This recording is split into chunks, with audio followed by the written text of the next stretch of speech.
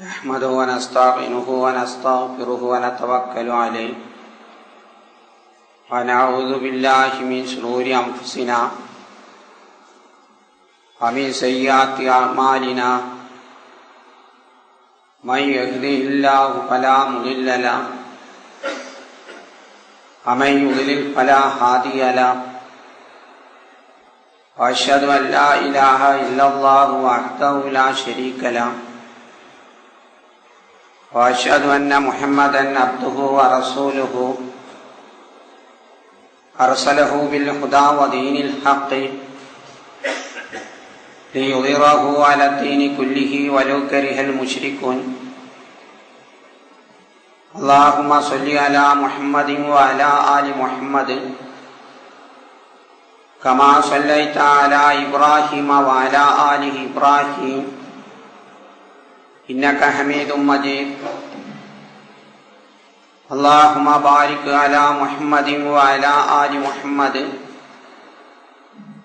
كما باركت على إبراهيم وعلى آل إبراهيم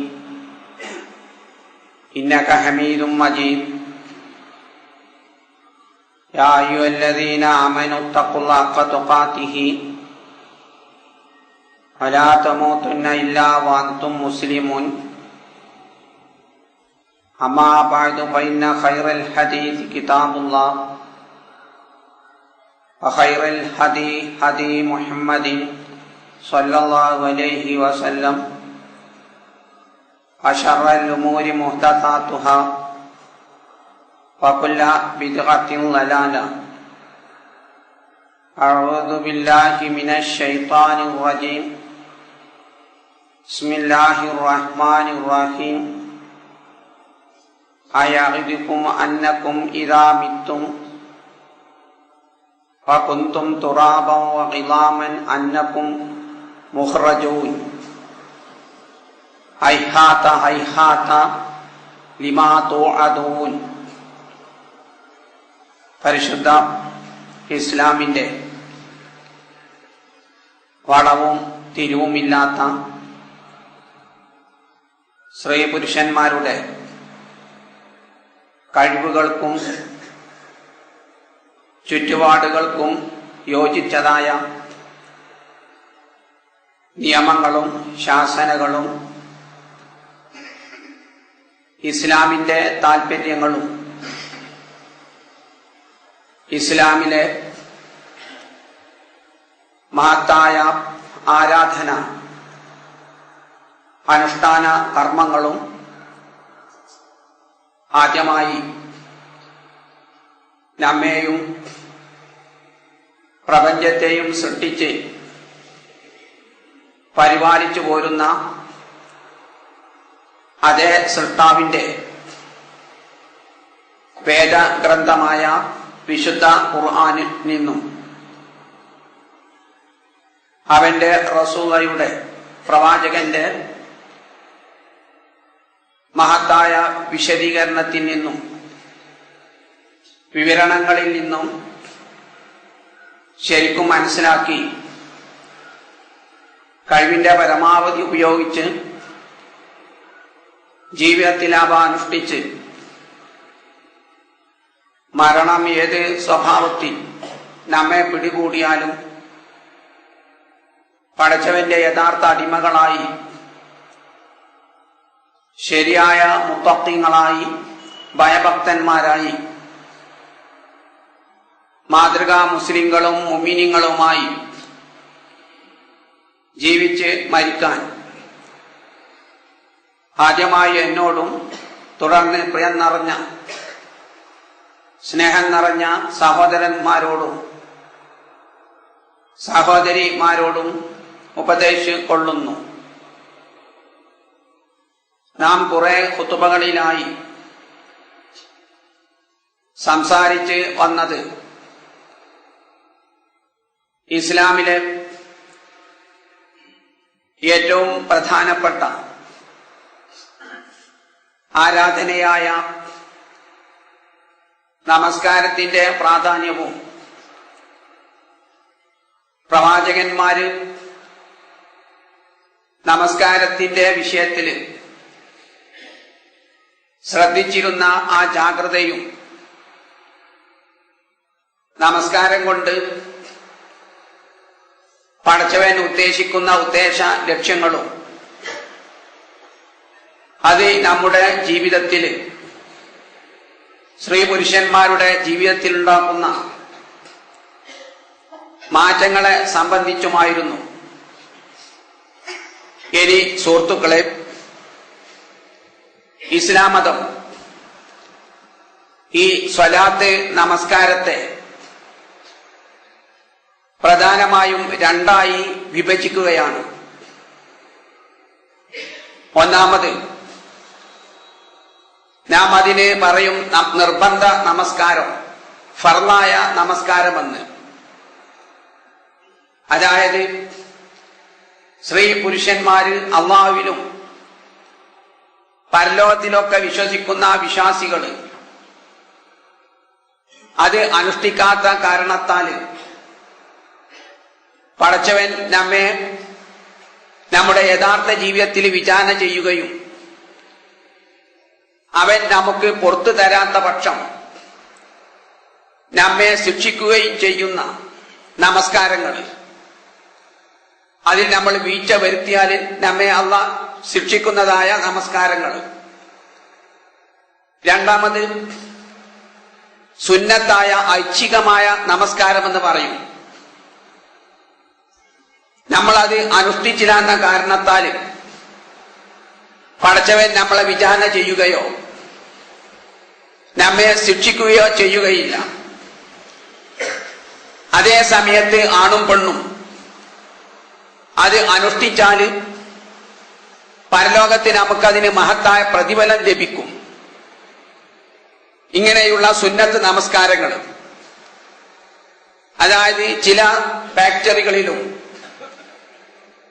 അതുപോലെ തന്നെ ഓഫീസുകളിലും തൊഴിൽശാലകളിലൊക്കെ അവിടെ ജോലി ചെയ്യുന്ന ആണും പെണ്ണും നിർബന്ധമായി ഇത്ര സമയം ജോലി ചെയ്യണമെന്ന് നിയമമുണ്ടാവും. 6 മണിക്കൂർ അല്ലെങ്കിൽ 8 മണിക്കൂർ ഇങ്ങനെ സമയം നിശ്ചയിക്കുകയാണ്. ഈ സമയത്തിന്റെ ഉള്ളിൽ ഈ പറഞ്ഞ സമയം വരെ ജോലി ചെയ്യാത്ത സ്ത്രീയും പുരുഷനെയും ഗവൺമെന്റ് സ്ഥാപനങ്ങളാണെങ്കിൽ ഗവൺമെന്റ് മേലധികാരികളും, വ്യക്തി സ്വകാര്യ മേഖലയാണെങ്കിൽ അവിടുത്തെ മുതലാളിമാരും മാനേജർമാരൊക്കെ നമ്മെ വിചാരണ ചെയ്യും അതിൽ വീഴ്ച വരുത്തിയാൽ. അതേ സമയത്ത് ചില ഓഫീസുകളിലും തൊഴിൽശാലകളിലും നിർബന്ധമായ സമയത്തിന് പുറമെ അരമണിക്കൂറോ 1 മണിക്കൂറൊക്കെ അല്ലെ അവർ ഉദ്ദേശിക്കുന്ന ജോലിക്കാർ ഉദ്ദേശിക്കുന്ന സമയം ജോലി ചെയ്യാൻ അനുവാദമുണ്ടാകും. അനുവാദമുണ്ടാകുക മാത്രമല്ല, നമ്മൾ നിർബന്ധ സമയത്തിന് പുറമെ 1 മണിക്കൂറൊക്കെ നമ്മൾ ജോലി ചെയ്താൽ അതിന് പ്രത്യേക ശമ്പളം, വേതനം നമുക്ക് നൽകുകയും ചെയ്യും. ഇതുപോലെ പടച്ചവനും നമസ്കാരത്തെ അവന്റെ മുന്നിൽ കുനിയുന്ന സാഷ്ടാംഗം ചെയ്യുന്ന നമസ്കാരത്തെ രണ്ടായി ഭാഗിക്കുകയാണ്. ഫർളായ നിർബന്ധമായ നമസ്കാരങ്ങൾ, സുന്നത്തായ നമസ്കാരങ്ങൾ. സുന്നത്തായ നമസ്കാരങ്ങളെ കുറിച്ച് ഇൻഷാ അല്ലാഹ് നമുക്ക് പിന്നീട് വിശദമായി പരിശോധിക്കാം. അതിന് മുമ്പായി നിർബന്ധമായ നമസ്കാരങ്ങളെ കുറിച്ച് നമുക്ക് പരിശോധിക്കാം.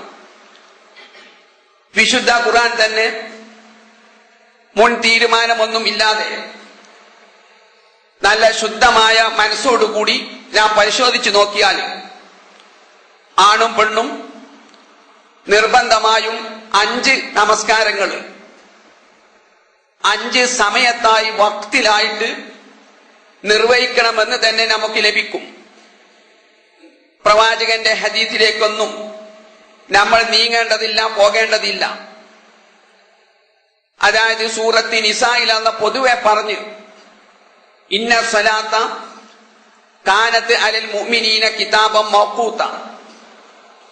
നമസ്കാരം എന്നത് വിശ്വാസികളായ സ്ത്രീ പുരുഷന്മാരുടെ മേൽ പടച്ചോൻ സമയബന്ധിതമായി സമയം നിർണയിച്ചുകൊണ്ട് നിർബന്ധമാക്കിയ ഒരു ആരാധനയാണ്, ഇബാദത്താണ് എന്ന്. അതായത് ആണിനും പെണ്ണിനും സൗകര്യമൊക്കെ ഉണ്ടാവുമ്പം തോന്നുന്ന സമയത്ത് നിർവഹിക്കുന്ന ഒരു ആരാധന ക്രമമല്ല നമസ്കാരം.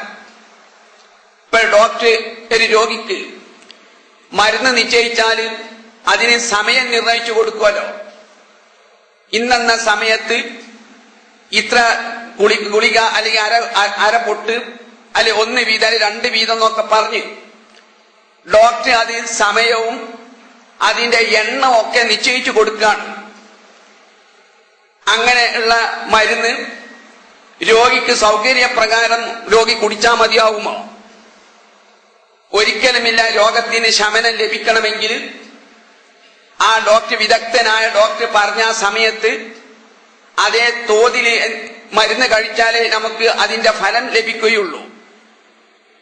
ഒരാള് രോഗി വിചാരിക്കുകയാണ് രാവിലെയും ഉച്ചക്കും വൈകുന്നേരമൊക്കെ ഡോക്ടർ മരുന്ന് കഴിക്കാൻ പറഞ്ഞിട്ടുണ്ട്, എനിക്കതിനൊന്നും സാധിക്കൂല എന്ന് പറഞ്ഞ് 3 നേരത്തെ മരുന്ന് സ്നേഹിതന്മാര് ആ തോതനുസരിച്ച് അളവില് കുറവ് വരുത്തണില്ല. ഒരു നേരം തന്നെ രാവിലെ തന്നെ 3 നേരത്തെ മരുന്നാണ് കഴിച്ചാൽ അതുകൊണ്ട് രോഗശമനം ലഭിക്കുകയില്ല എന്ന് മാത്രമല്ല, ചിലപ്പം അത് അപകടത്തിലേക്ക് നീങ്ങാണ് ചെയ്യുക. ഇതുപോലെ വിശുദ്ധ ഖുർആനിൽ അല്ലാഹ് പറയുകയാണ്, നമസ്കാരം വിശ്വാസികളായ ആണിനി പെണ്ണിന്റെ മേൽ സമയം നിശ്ചയിച്ചും കൊണ്ട് ഞാൻ നിർബന്ധമാക്കിയ ആരാധന കർമ്മമാണ് എന്ന്. ഇനി സ്നേഹിതന്മാരെ, എത്ര എണ്ണമാണ്, എത്ര സമയത്താണ് നാം നമസ്കരിക്കേണ്ടത്? വിശുദ്ധ ഖുർആനിൽ സൂറത്ത് ഹൂദിൽ അല്ലാഹ് പറഞ്ഞു, അഖിമി സ്വലാത്ത തറഫൈ നഹാരി, പകലിന്റെ 2 അറ്റങ്ങളിലായിട്ട് നീ നമസ്കാരം നിർവഹിക്കുക എന്ന്. അവ പകലിന്റെ 2 അറ്റങ്ങളിൽ നമസ്കരിക്കണമെന്നതിന് ആർക്കും അഭിപ്രായ ഭിന്നതയില്ല. വിശുദ്ധ ഖുർആനിൽ സ്വലാത്ത് എന്ന പദം തന്നെ പ്രയോഗിച്ചിട്ട് അള്ളാഹു പറയുകയാണ്, പകലിന്റെ 2 അറ്റങ്ങളിൽ ആണും പെണ്ണും നമസ്കാരം നിർവഹിക്കണമെന്ന്. ഏതാണ് ഈ നമസ്കാരം? അത് സുബ്ഹ് നമസ്കാരം, അല്ലെങ്കിൽ സ്വലാത്തുൽ ഫജ്ർ എന്ന് പറയും, ഫജ്ർ നമസ്കാരം. രണ്ടാമത് അസർ നമസ്കാരം. അപ്പൊ പകലിന്റെ 2 അറ്റങ്ങളിലെ നിസ്കാരം എന്ന് പറഞ്ഞാൽ സുബ്ഹും വൈകുന്നേരത്തെ അസർ നമസ്കാരവുമാണ്. നമസ്കാരം 3 നേരം മാത്രമേ ഉള്ളൂ എന്ന് പറയുന്ന വ്യക്തികൾ, അവരും ഈ യാഥാർത്ഥ്യം അംഗീകരിക്കുകയാണ്.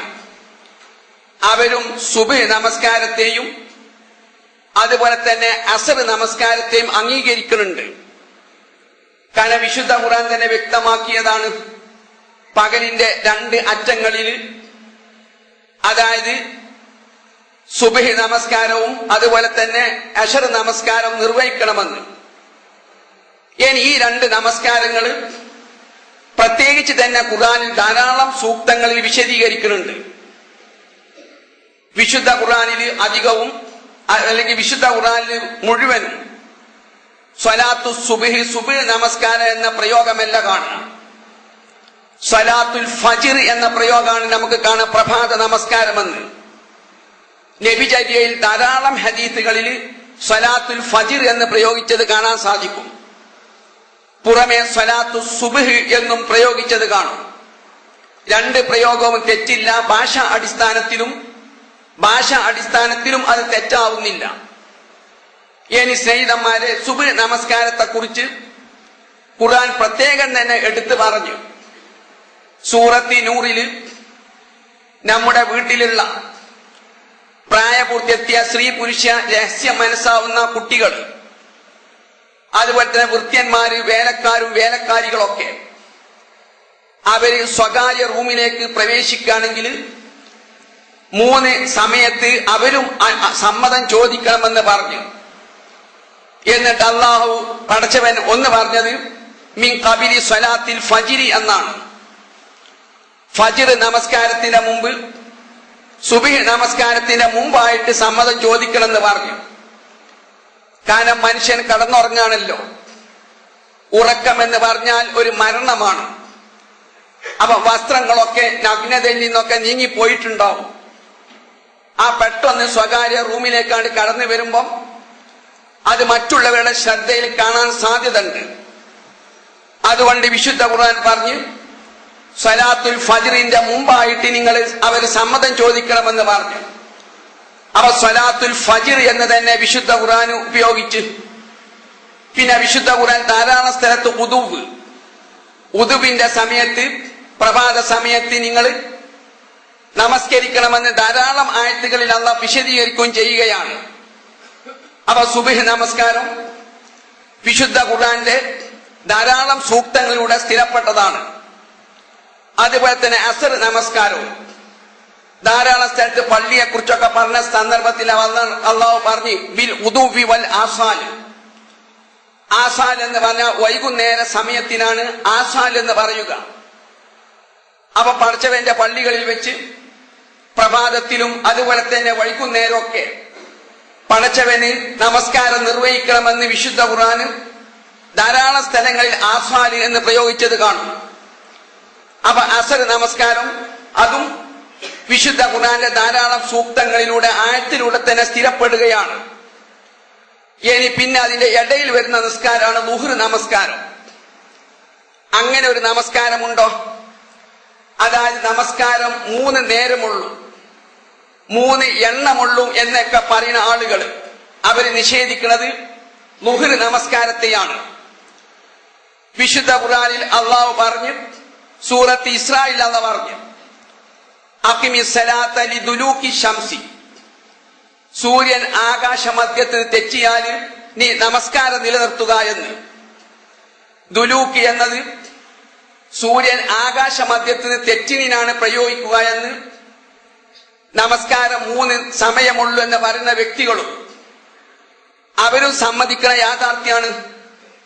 ധാരാളം ഗ്രന്ഥങ്ങൾ ആ സൊസൈറ്റിക്കാർ ഇറക്കിയിട്ടുണ്ട്. അവരെ ഇറക്കിയ സർവ്വ കിതാബുകളിലും അഖിമി സ്വലാത്ത ലിദുലൂകി ശംസി എന്ന് പറഞ്ഞാൽ ദുലൂക്കി എന്ന് പറഞ്ഞാൽ അറബി ഭാഷയിലൊക്കെ പ്രയോഗിക്കാം. സൂര്യൻ ആകാശമധ്യത്തിന് തെറ്റിയാലുള്ള സമയമാണ്.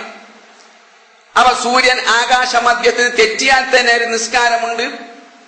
അത് ആണും പെണ്ണും നിലനിർത്തണമെന്ന് വിശുദ്ധ ഖുർആൻ തന്നെ വ്യക്തമാക്കുകയാണ്. ഇനി സൂറത്ത് റൂമിലല്ല പ്രത്യേകം എടുത്തു പറഞ്ഞു പടച്ചവന് സ്തുതി ഉണ്ട്.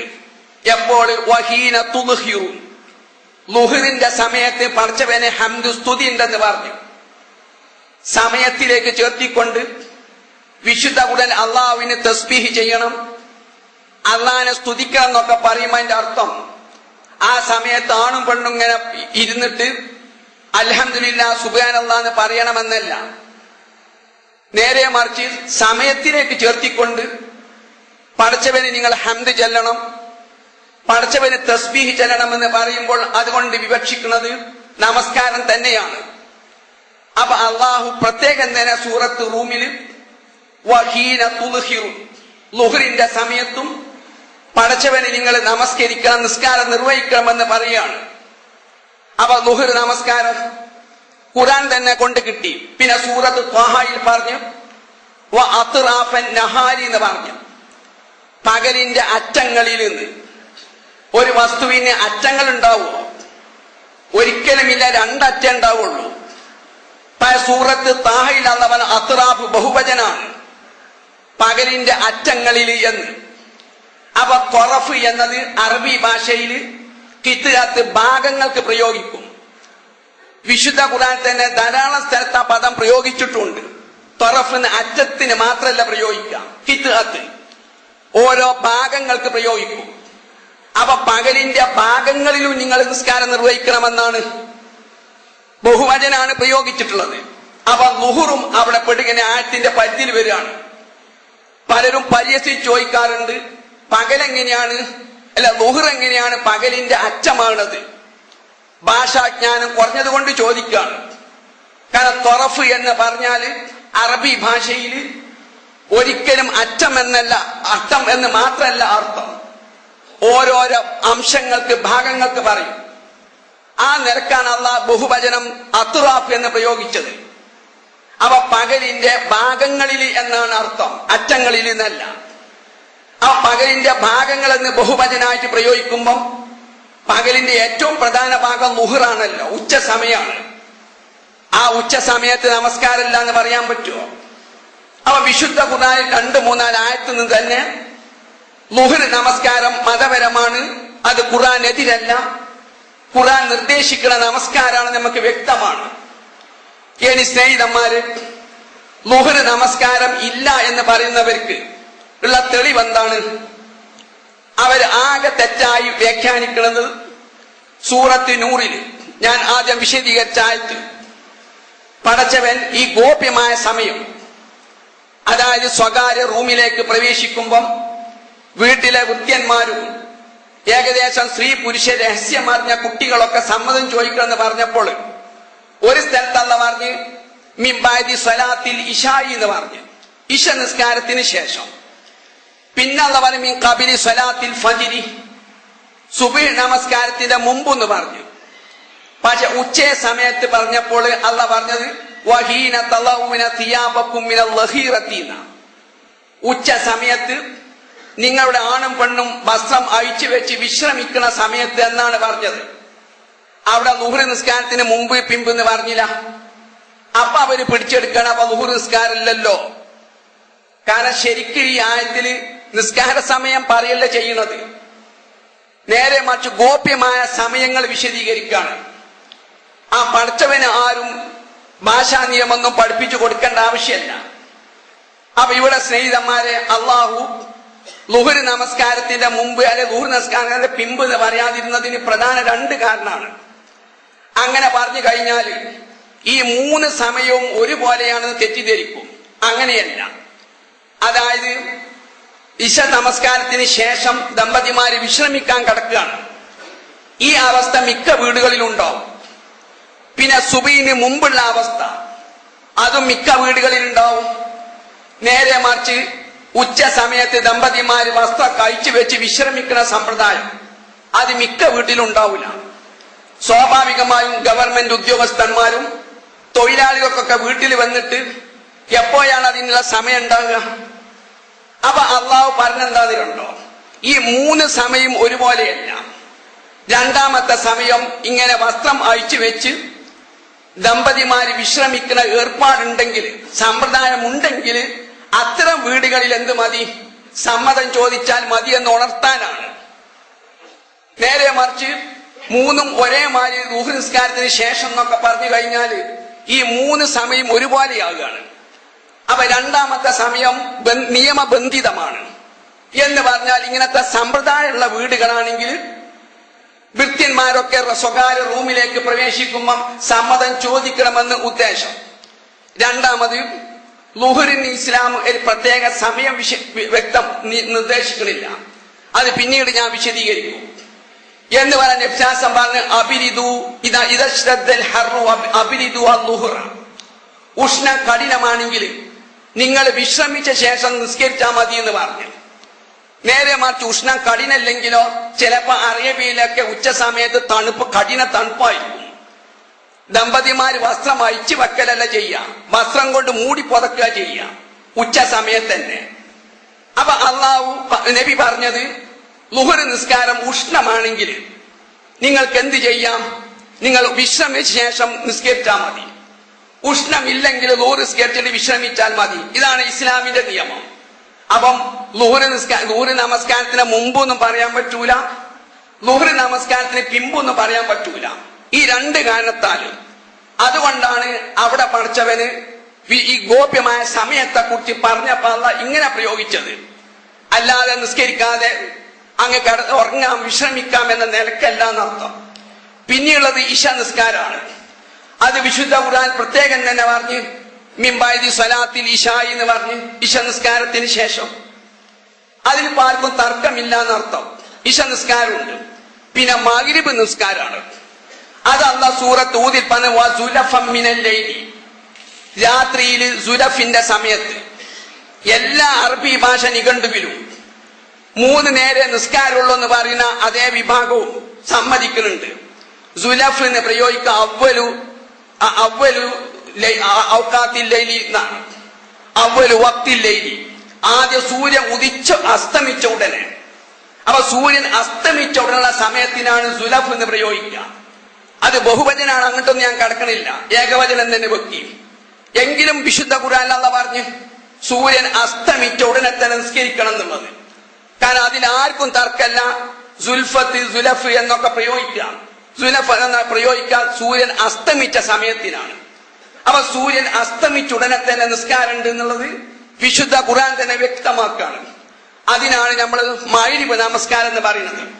അപ്പൊ 3 നേരം നിസ്കാരങ്ങൾ എന്ന് പറയുന്നത് നിഷേധിക്കുന്നത് ളുഹറും അതുപോലെ മഗ്‌രിബുമാണ്. അത് ഖുർആനിൽ തന്നെ വ്യക്തമായതുമാണ്. അപ്പൊ ഈ 5 നേരം നമ്മൾ കണിശമായി നിസ്കരിക്കണം. എങ്കിലും സുഹൃത്തുക്കളെ, ഇസ്ലാം പ്രകൃതി മതാണ്. ഈ 5 നേരം നിസ്കരിക്കാൻ ആണിനും പെണ്ണിനും സാധിച്ചോണമെന്നില്ല. അതിനാൽ ധാരാളം ഇളവുകൾ വെക്കുന്നുണ്ട്. ഒന്നാമത്തത്, ഈ 5 നേരത്തെ നിസ്കാരത്തിനും വിശാല സമയങ്ങൾ ഇസ്ലാം അത് വെച്ചിട്ടുണ്ട്. തുടങ്ങണ സമയം, അവസാനിക്കുന്ന സമയം. ഇൻഷാ അല്ലാഹ് അത് പിന്നീട് നമുക്ക് വിശദീകരിക്കാം. അപ്പൊ സ്നേഹിതന്മാരെ, എന്തെങ്കിലും കേൾക്കുമ്പോഴേക്കും അതിന്റെയൊക്കെ പിന്നാലെ നമ്മൾ ഓടിപ്പോകാനുള്ള ശരിയല്ല. വിശുദ്ധ ഖുർആനിൽ തന്നെ 5 നേരത്തെ നമസ്കാരം വ്യക്തമായി പറഞ്ഞതാണ്. അപ്പൊ അത് 3 ആക്കിയോ 2 ആക്കിയോ ഒന്നും നമ്മൾ ചുരുക്കേണ്ട ആവശ്യമില്ല. പിന്നെ പ്രവാചകന്റെ ഹദീസാണ്, 1ഓ 2ഓ ഹദീസല്ല, 100 കണക്കിന് സഹിയായ സ്ഥിരപ്പെട്ട ഹദീസുകളിൽ 5 നേരത്തെ നിസ്കാരത്തെ കുറിച്ച് പ്രത്യേകം തന്നെ നമുക്ക് പരാമർശം കാണാൻ സാധിക്കും. പക്ഷേ ഹദീസ് ഇല്ലെങ്കിൽ തന്നെ വിശുദ്ധ ഖുർആനെ കൊണ്ട് തന്നെ സ്ഥിരപ്പെട്ടതാണ്. അപ്പൊ ഇസ്ലാമിലെ ഓരോ ആരാധന കർമ്മങ്ങൾക്ക് അതിൻ്റെതായ പ്രാധാന്യം കൽപ്പിച്ച് ജീവിതത്തിൽ പകർത്തി യഥാർത്ഥ മുത്തഖീങ്ങളായി ജീവിച്ച് മരിക്കാൻ പഠിച്ചാൽ മഹത്തായ ഭാഗ്യം നീ ഞങ്ങൾക്ക് എല്ലാവർക്കും ദാനം ചെയ്യണമേ.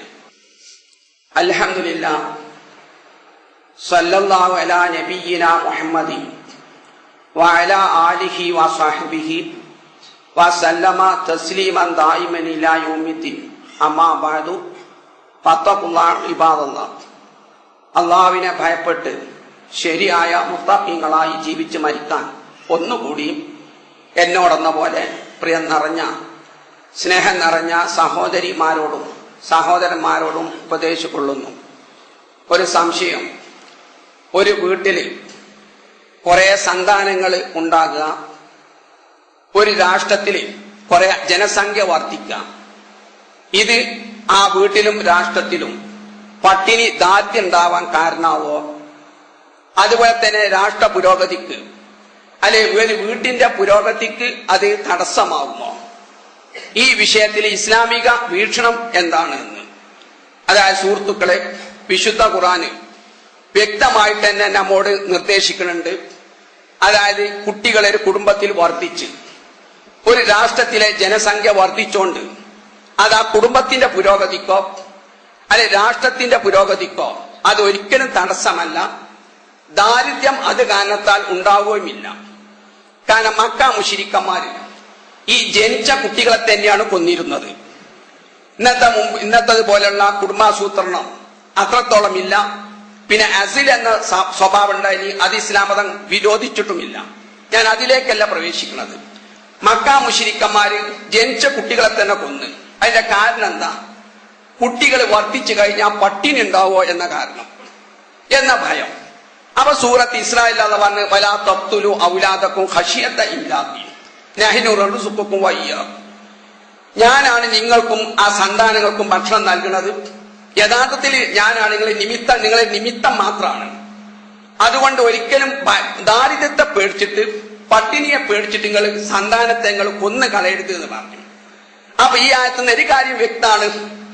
അതായത് കുട്ടികൾ വർദ്ധിച്ചു എന്നതുകൊണ്ട് ദാരിദ്ര്യം ഉണ്ടാവുമെന്നൊരു കുടുംബം പേടിച്ചേണ്ട, രാഷ്ട്രം ഭയപ്പെടേണ്ടതില്ല എന്നുള്ളത്. പിന്നെ വിശുദ്ധ ഖുർആന്റെ അടിസ്ഥാന തത്വം സൂറത്ത് ഹൂദിൽ അല്ലാഹു പറഞ്ഞു വകയ്യിൻ മിൻ ദാബത്തി. എത്ര സൂറത്ത് അങ്കബൂത്തിൽ അല്ലാഹു പറഞ്ഞു വകയ്യിൻ മിൻ ദാബത്തിൻ ലാ തഹ്മിലു റിസ്ഖഹ വല്ലാഹു യർസുഖുഹ വഇയ്യാകും. അങ്കബൂത്തിൽ പറഞ്ഞു ജനങ്ങളെ എത്ര ജീവികളാണ് ഭൂമിയിലുള്ളത്, അവയൊക്കെ തന്നെ അവരുടെ ആഹാരം വഹിച്ചും കൊണ്ട് ദുനിയാവക്ക് വരുന്നില്ല. ഒരു കുഴിയാനെ വരെ എടുത്തു നോക്കി നിങ്ങൾ. ആ കുഴിയാനക്ക് ഭക്ഷണം കരസ്ഥമാക്കാനുള്ള കഴിവും ബുദ്ധിയൊക്കെ കൊടുത്തിട്ടുണ്ട്. ഈ 8 കാലി നോക്കി നിങ്ങൾ, അത് വല കെട്ടുന്നത് എന്തിനാണ്? ഇര പിടിക്കാനാണ്. അപ്പൊ കടലിലെ ഈ ഡിസ്കവറി ഒക്കെ നമ്മൾ കാണുമ്പോൾ അതൊക്കെ മനസ്സിലാവും സ്നേഹിതന്മാര്. കാരണം സമുദ്രത്തിന്റെ അടിയിൽ നിൽക്കുന്ന നിസ്സാര ജീവികൾക്ക് വരെ അതിനൊക്കെ ഭക്ഷണത്തിലുള്ള പരിപാടി അന്ന് വെച്ചിട്ടുണ്ട്. അപ്പൊ ഒരിത്ര ജീവികളാണ് ഒന്നും തന്നെ ഇങ്ങോട്ട് ദുനിയാവിക്ക് വരുമ്പോ ഭക്ഷണവുമായി വരുന്നില്ല. ഞാനാണ് അവർക്ക് ഭക്ഷണം നൽകുന്നത് ഇങ്ങൾക്കും എന്ന് അങ്കബൂത്ത് പറഞ്ഞു. സൂറത്ത് ഹൂദിലുള്ള പറഞ്ഞു വമാമിൻ ദാബത്തിൻ ഫിൽ അർളി ഇല്ലാ അലല്ലാഹി റിസ്ഖുഹാ എന്ന് പറഞ്ഞു. ഏത് ജീവിയാവട്ടെ അതിനൊക്കെയുള്ള ഭക്ഷണം നൽകുക എന്നുള്ള ബാധ്യത പടച്ച തമ്പുരാൻ ഏറ്റെടുത്തിട്ടുണ്ട്. അള്ളാന്റെ ബാധ്യതയാണ് അതിനൊക്കെ ഭക്ഷണം എത്തിച്ചു കൊടുക്കുക എന്നുള്ളത്. പിന്നെ മനുഷ്യന്റേതാണ് പ്രത്യേകം തന്നെ പറഞ്ഞു. മനുഷ്യനെ ഭൂമിയിലേക്ക് വിടുന്ന സമയത്ത് തന്നെ പറഞ്ഞു വഫിൽ അർളി മുസ്തഖറു വ മതാഉൻ ഇലാഹി എന്ന് പറഞ്ഞു. പലക്കും ഫിൽ അർളി മുസ്തഖറു വ മതാഉൻ ഇലാഹി. ആദമിനോടും ഹവ്വനോടും ഭൂമിക്ക് താമസിക്കാൻ വിടുന്ന സമയത്ത് തന്നെ പറയാണ് ഭൂമിയിൽ നിങ്ങൾക്ക് താമസിക്കാനുള്ള സൗകര്യങ്ങളൊക്കെ ഉണ്ട്. ഒരു നിശ്ചിത അവധി വരെ ഇതൊക്കെ തകർന്ന അവധി വരെ നിങ്ങൾക്ക് ജീവിത വിഭവം ഉണ്ട് എന്നുള്ള ഉണർത്തുകയാണ്. അപ്പൊ സ്നേഹിതന്മാരെ ഇവിടെ പട്ടിണി ദാരിദ്ര്യമൊക്കെ ഉണ്ടാകുക അത് ജനപ്പെരുപ്പം കൊണ്ടാണ് എന്ന് ഖുർആന്റെ അനുയായികൾ ഏതാനും പറയുകയില്ല. അതിന് പുറമെ ബുദ്ധിയുള്ള മനുഷ്യന്മാര് പറയുമെന്ന് തോന്നുന്നില്ല. ഇനി ബുദ്ധി വേണ്ട, അനുഭവജ്ഞാനം മതി. നിങ്ങൾ ഈ തലശ്ശേരി ഒന്ന് എടുത്ത് പരിശോധിച്ച് നോക്കി. കുട്ടികൾ കുറഞ്ഞ വീട്ടിൽ ഇങ്ങനെ ഐശ്വര്യം ഇങ്ങനെ ഒഴുകുന്നുണ്ടോ? കുട്ടികൾ കൂടുതലുള്ള വീട്ടിൽ ഇങ്ങനെ ദാരിദ്ര്യം ഇങ്ങനെ ഒഴുകുകയാണോ? അപ്പൊ കുട്ടികൾ കുറഞ്ഞു എന്നതുകൊണ്ട് ദാരിദ്ര്യം ഉണ്ടാകുക അല്ലെങ്കിൽ ദാരിദ്ര്യം ഇല്ലാതിരിക്കുക അതൊന്നും ഒരു മാനദണ്ഡമല്ല. ഇനി ലോക രാഷ്ട്രം തന്നെ എടുത്തു നോക്കി നിങ്ങൾ. ഈ ലോകത്ത് ഏറ്റവും അധികം ജനസംഖ്യയുള്ള ഇന്ത്യയിലും ചൈനയിലുമാണ്. ലോകത്തെ പുരോഗമിച്ച രാഷ്ട്രങ്ങളിൽ കൂടുതൽ വിഭവ സമാഹാരമുള്ള രാജ്യങ്ങളും ഇന്ത്യയും ചൈനയുമാണ്. ഇനി സിംഗപ്പൂർ ഒന്ന് എടുത്തു നോക്കി. അവിടെ ജനസംഖ്യ കുറഞ്ഞ കാലത്ത് ഒരു പുരോഗതി ഉണ്ടായിരുന്നില്ല. പിന്നെ ജനങ്ങൾ അവിടെ വർദ്ധിച്ചപ്പോഴാണ് ആ രാഷ്ട്രത്തിന് പുരോഗതി ഉണ്ടായിട്ടുള്ളത്. അപ്പൊ ഏത് രാഷ്ട്രങ്ങൾ ലോക രാഷ്ട്രമൊക്കെ എടുത്തു നോക്കിയാലും ജനങ്ങൾ ഇങ്ങനെ വർദ്ധിക്കും തോറുമാണ് ഈ പുരോഗതി രാഷ്ട്രത്തിനും വീട്ടിനുണ്ടാകുക.